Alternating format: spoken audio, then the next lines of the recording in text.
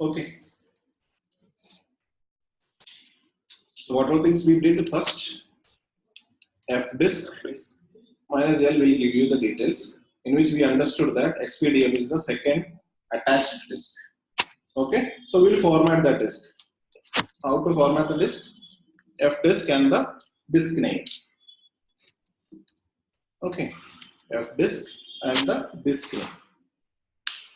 So it will give you log into that one. If you type P, you will get the partitions. So we have already these partitions are available. So if you want to remove this partition, you can use D. So we give the number to that.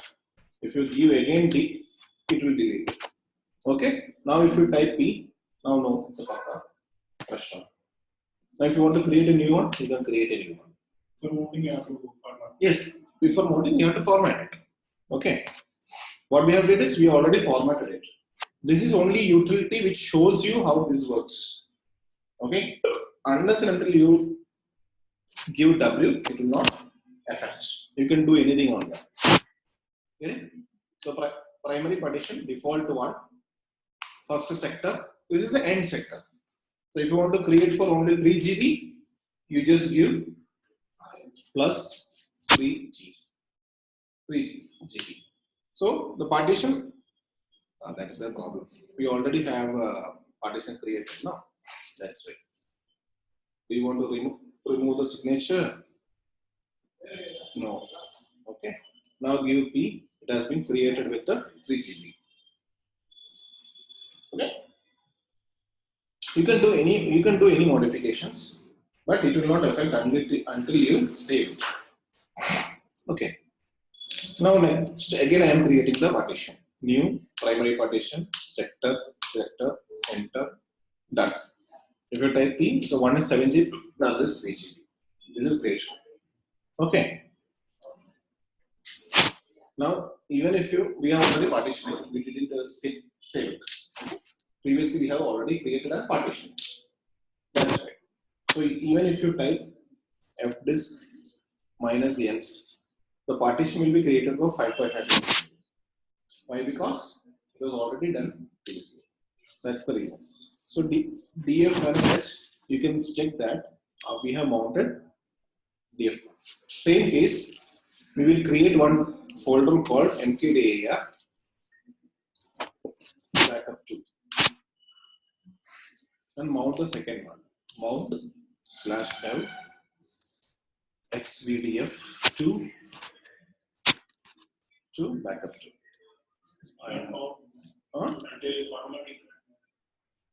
We have formatted that also. We have formatted.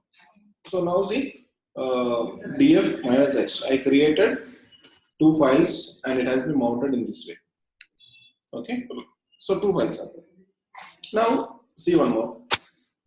One more comedy. Not a comedy. I reboot the system. Okay. I try to reboot the system. Reboot it.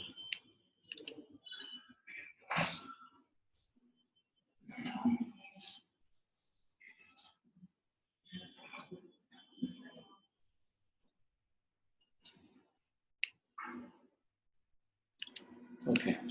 So you are not able to log in now. Okay, I will try to log in with some other way. I'll log in /OPP. So SSH minus I Ubuntu @ take the IP address. Connection refused. It has not rebooted. So again we have to reboot it. Okay. Let's see if this works. Still connection refused. Whatever the stop and start.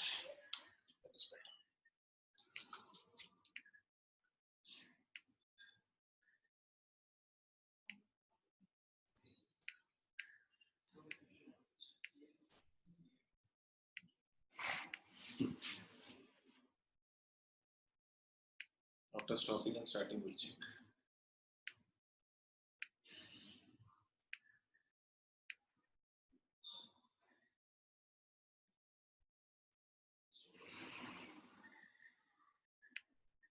Once you do this, you will be thrown out from the server. Okay, so you came out. Now it is my MacBook. Okay, If you reboot, it will come out. No, because you will log out. No, you will not connect. Connection is lost. Again, restart. Yeah, I tried restarting. I'm not able to log in. That's right. It is stopping only. Let it stop.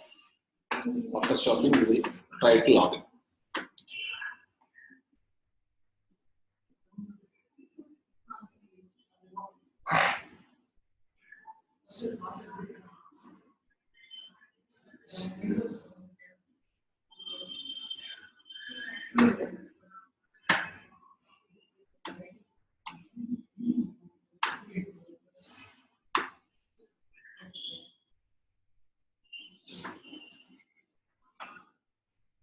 Okay. Okay.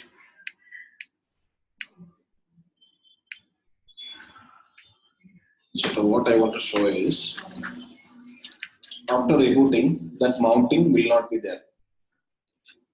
Okay. So what all things we have mounted, it is gone. It will not be there. So how to make it permanent? How to make it permanent? After reboot, it won't be there. For restarting, it will be there. Mounted. Why it should be there? So this is the current DF message. Okay. This is the one. We'll try to log in and check. Okay. Let's see.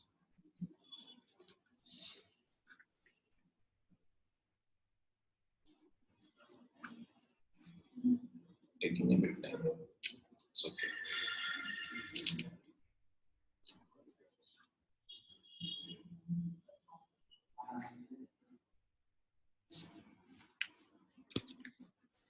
Let's enter the SSH is off. We cannot log in.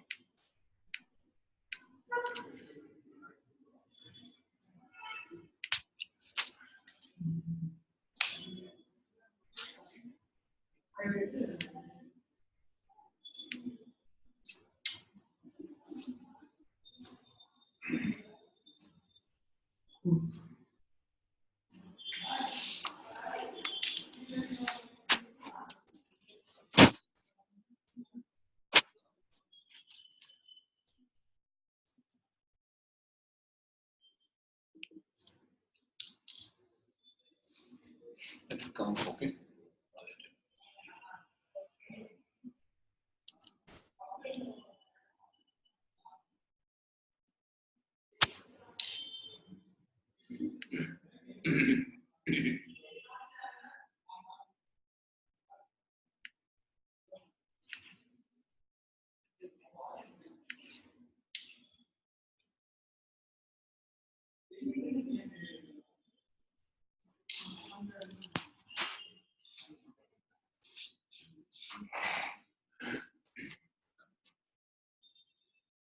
It's not at all up.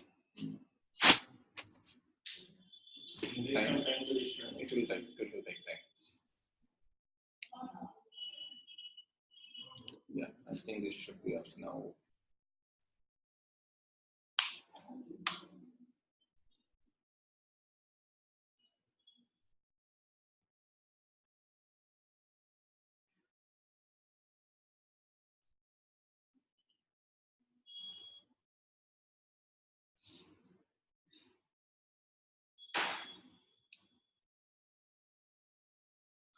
Right, it's not connecting.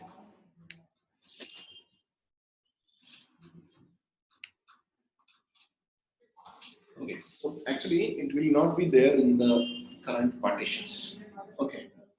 Why it is not there? Because whenever you reboot a system, it will take all the file systems from fstab /etc fstab. Like I told you. Okay. So /etc fstab is the locations. Fstab, yeah.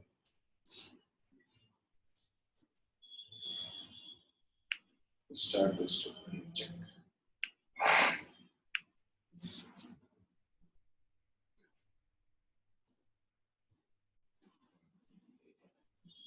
XVDA does not have XVDA. It's an old issue. Watch.